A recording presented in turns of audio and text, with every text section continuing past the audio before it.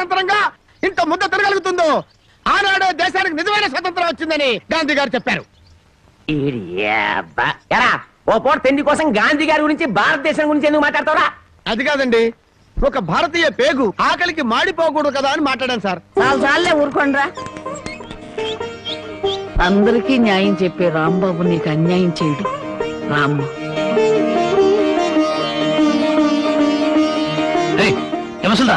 లోపలికి తీసుకొస్తున్నా. ఆ పిల్ల ఎక్కడికి పోద్దురా? ఏట్లో దుక్కు చస్తుంది, మనకెందుకు? నేను నిన్ను తీసుకొచ్చినందువల్ల నీ జీవితం పాడైపోయిందని ఊళ్ళో వాళ్ళందరూ నిన్ను అనుమానిస్తారని మీ నాన్నతో చెప్పావే. నేను నిన్ను తీసుకొచ్చిన రోజైంది. ఏనాడైనా నిన్ను ముట్టుకుంటానా? కనీసం తప్పుగా కన్నెత్తిన చూసానా? నువ్వు చెప్పవే బామ్మ. ఏమోరా, 24 గంటలు నేను మీ పక్కన చూస్తున్నానా ఏంటి? అంతకంటే దారుణాలే చేసావు. చెప్పుకోవాలంటే నాకు సిగ్గుగా ఉంది. చూసావా బామ్మ, అతని మనసులో నన్ను చేసుకోవాలని లేకపోతే పెళ్ళాన్ని పిలిచినట్టు పిలుస్తాడా? ఏ ఆడపిల్లనైనా రామ్మా బొమ్మ అని పిలిచే మనిషి నన్ను మాత్రం అటు రావే ఇటు రావే అని పిలిచాడా లేదా? దేనికి రమ్మన్నాడో తెలియదు గాని రావే పోవే అని మాత్రం అన్నాడు. నన్ను ఎత్తుకొచ్చిన రోజున నువ్వు పక్కన ఉండగానే ఆయన చేతనే నాకు అన్నం తినిపించాడా లేదా? తినిపించాడు.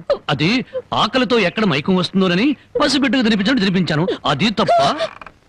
మరి ఆ రోజు నీ వండి పెట్టిన చేపల కూర మొత్తం తినేసి దీన్ని కట్టుకోబోయేవాడు చాలా అదృష్టవంతుడని ఒక రకంగా చూశాడా లేదా? చూశాడు. ఇప్పటికిప్పుడు కట్టుకున్న పెళ్ళాన్ని పట్టుకున్నట్టు నా చేయి పట్టుకుని బరబరబర లాక్కెళ్ళారే. ఎందుకు లాక్కెళ్ళినట్టు? ఇలా చేయాల్సిందంతా చేసేసి నేను నిన్ను తాకానా, నేను నిన్ను చూశానా అని అడుగుతున్నారు. ఇలా కన్ను పిల్ల మనసులో ఆశలు రేపేసి ఏమి ఎరగనట్టు మాట్లాడుతున్నారు. నాకు న్యాయం చెప్పేవాళ్ళే లేరా? అడిగేవాళ్ళే లేరా? ఎత్తుడాలు కుదేడాలు పెళ్ళయ్యాక చూసుకుందా. ముసల్దానా, గొడవ పెద్దదయ్యేలా ఉంది. ఇప్పుడు మనం ఏం మాట్లాడినా ప్రయోజనం లేదు. వెంటనే పెళ్లికి ఏర్పాట్లు చేసేయి. రాంబాబు, నేను జైలుకి వెళ్తే నా మరదల్ని వదిలిపెడతానని చెప్పి ఇప్పుడు దాని మెళ్ళో తాళి కట్టడానికి తయారయ్యావా? చూస్తారా దాన్ని చేసుకుని వాడలా బాగుపడతాడో, అదెలా సుఖపడుతుందో నేను చూస్తాను. ఏమిటి దాని పెళ్లికి వెళ్తా ఉంటావా? అవునండి, ఎంత కాదనుకున్నా అది ఇంటి పెద్ద కూతురు. దాని పెళ్లికి వెళ్ళకపోతే ఊళ్ళో నలుగురు ఏమనుకుంటారు? ఎవరేమనుకున్నా నాకు అనవసరమే. పెద్ద కూతురు కదా అని హరిచేతుల్లో అడుగులు వేస్తూ పెంచాను. దాని కళ్ళల్లో నీళ్లు తిరిగినా కళ్ళల్లో ముళ్ళు విరిగినా భరించలేక విలువలు అడిపోయాను. అలాంటిది నా పరువు ప్రతిష్టలను మంట కలిపిన రోజున అది నా కూతురు కాదనుకున్నాను. ఇప్పుడు నాకున్నదల్లా రెండో కూతురు ఒక్కతే.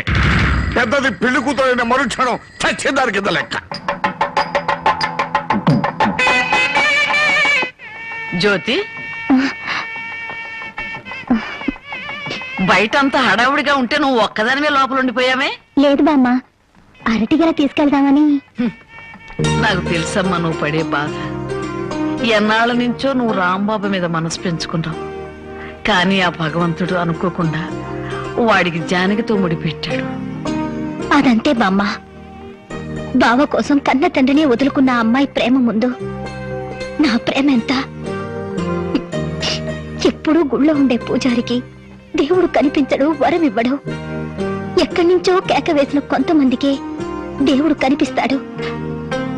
అలాగే బావుని పొందే భాగ్యం నాకు లేదు బామ్మ.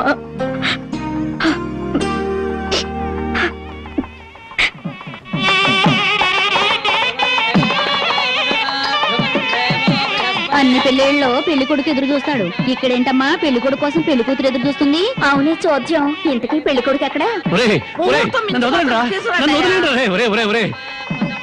బామ్మ, ప్రతిరోజు పేకాడుకుంటూ సోగ్గాడిలా సంతోషంగా ఉండేవాడిని. ఈ రోజు నాకు పెళ్లి చేసి నా జీవితాన్ని సర్వనాశనం చేయాలని ప్లాన్ చేస్తావు. పెద్దవాళ్ళు పట్టుకొని ఇష్టం వచ్చినట్టు మాట్లాడతావు. ఈ పెళ్లి సభ్యంగా జరిగితే మహంకాళికి మేకపోతు కోసిస్తాను మొక్కుందంట. ముక్కుందా? ప్రతిసారి ఏదో ఒక ముక్కుపుడి పేరుతో ఊళ్ళో ఉండే మేకపోతలన్నింటినీ ఇలాగే కోయించేసింది ముసలిది. ఇక కోయించడానికి మిగిలింది నువ్వే. పెళ్లి జరగాలి కానీ అదంతసేపా? నన్ను వదిలిండ్రా, హ్యాపీగా పేకాడుకుంటాను. నన్ను వదిలిండ్రా రే, వదిలిండ్రా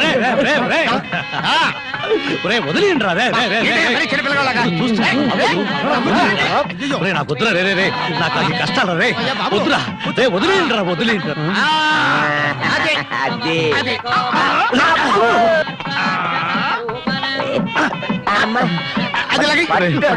వదలండి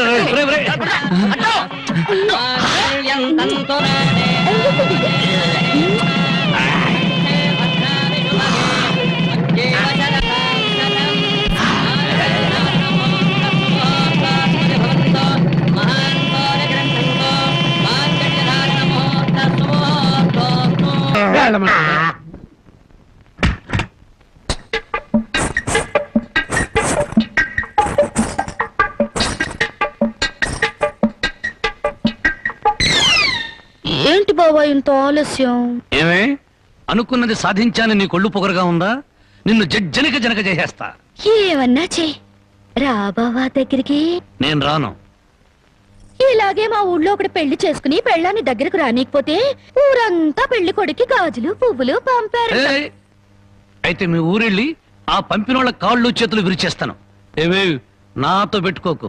అబ్బా నువ్వు అలా ఏమీ అంటుంటే అలాగే హత్తుకు పోవాలనిపిస్తుంది. అనిపిస్తుందా?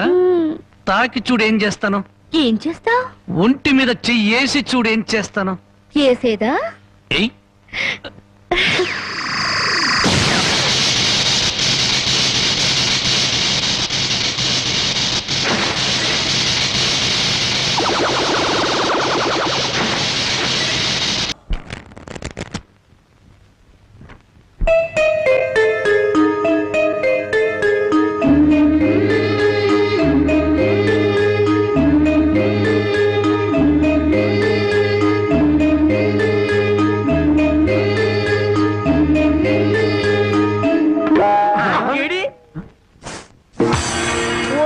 తండ్రో ఇవాళ ఏంట్రా ఇంత పెన్నాడ ఇంటికి వచ్చేసా? అబ్బే నేను మా ఆవిడ కోసం వచ్చా అనుకున్నావా? చచ్చా అయినా బామ్మ ఎంత బలవంతంగా పెళ్లి జరిగినా మన మర్యాద మనం చూపించాలి కదా. ఆ చేతిలో ఏంట్రా? మల్లెపూలు. ఈ చేతిలో? ఈ చేతిలో కూడా మల్లెపూలే. ఈ చేతిలో రా. ఇది హల్వా. హల్వా నాకు కొంచెం పెట్టవా? అమ్మో ఈ హల్వా నువ్వు తినకూడదు. తింటే నువ్వు తాతయ్యను వెతుకుంటూ వెళ్తావు. ఆ తర్వాత నా దిక్కెవరు చెప్పు. నన్నేనా? వస్తున్నా. ఎవరు పిలవలేదురా. స్వర్గలోకంలో ఉన్న మా తాతయ్య పిలిస్తే నీకు వినిపిస్తుంది కానీ లోపల నుంచి పిలిస్తే నీకేం వినిపిస్తుంది? వస్తున్నా ఉండు.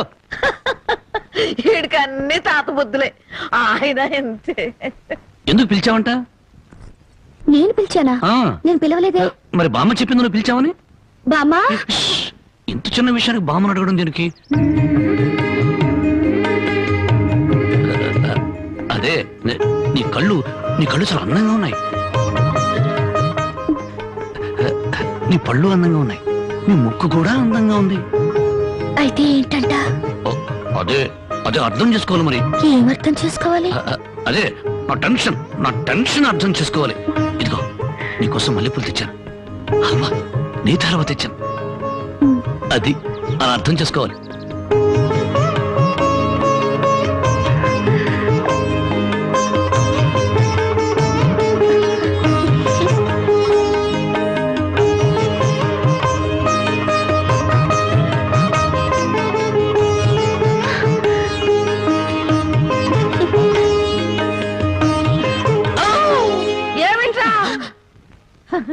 మా నాయన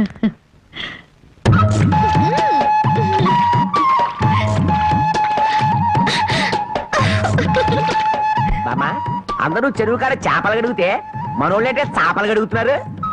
ఆ మాత్రం తెలివి నీకుంటే మీ ఆవిడ ఎప్పుడో నెలదప్పి చేపల గడగని నెల తప్పెత్తారేటే. చేపలు కడగటం కాదురా పిచ్చి సన్నాసి. హల్వా మల్లెపూల మహత్యం. నువ్వు కూడా మీ ఆవిడ్ని చాప మీద కూర్చోబెట్టి హల్వా తినిపించి మల్లెపూలు తలలో పెట్టి చూడు. 3 నెలలు తిరగకుండానే వాంతులు చేసుకుంటా. హల్వానా? కాదురా సత్యనాడ ఇది. ఓ ఆయన ఇంతే. చాప మల్లెపూలు హల్వా. చాప మల్లెపూలు హల్వా.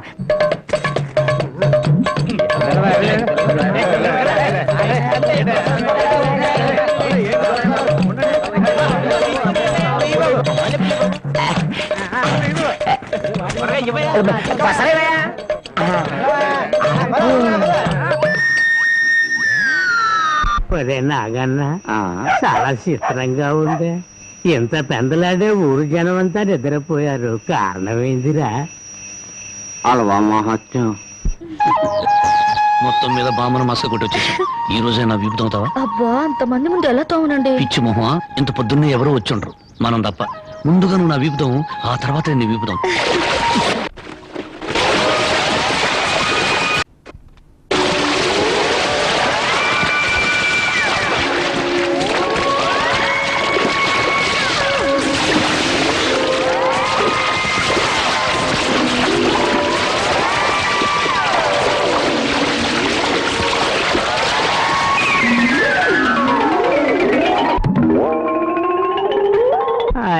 ₹5 అల్లవా ఇవ్వండి.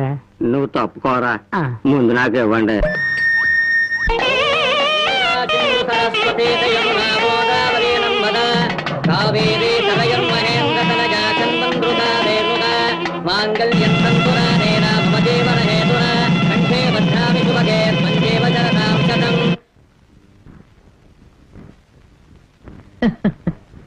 ఏమ్మా మామిడికాయలు తింటున్నావా? అవును బామ్మ, ఆ? ఈ మధ్య కడుపులో తిప్పుతుంది, కళ్ళు తిరుగుతున్నాయి, పుల్లటి మామిడికాయలు తినాలనిపిస్తుంది. బామ్మా, ఒరే రాంబాబు, నీకు 100 ఏళ్ళు ఆయుషరా, మీ ఆవిడ కడుపుతో ఉంది. నిజంగానా?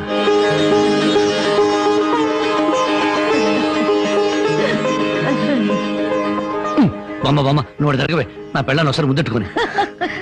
ఒక్కసారి ఏమిట్రా 100 సార్లు ముద్దులు పెట్టుకో. చూడు, ఇన్నాళ్ళకి మీ కడుపున కాయ కాస్తున్నందుకు నాకు ఎంత సంతోషంగా ఉందో.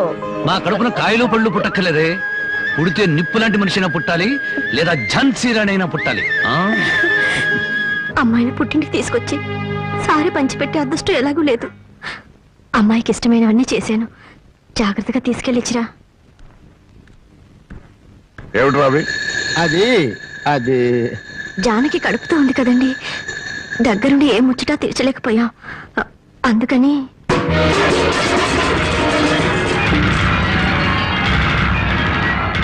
నీకంత ముచ్చటగా ఉంటే ఇంత విషయం కూడా పంపించు, తాగి చస్తుంది.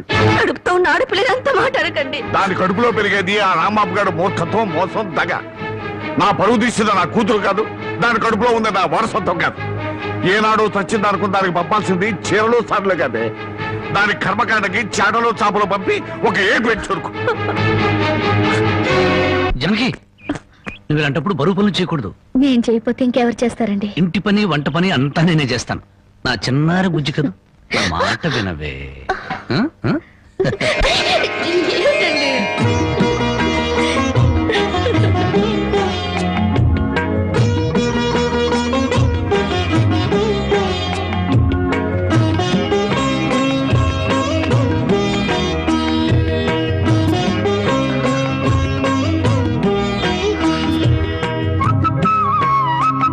అమ్మా జానకి, నువ్వు వద్దమ్మా, నువ్వు చెయ్యొద్దు. నిండు చూలాలివి, నువ్వు లోపలికెళ్ళు, నేను ఉతుకుతా బట్టలు.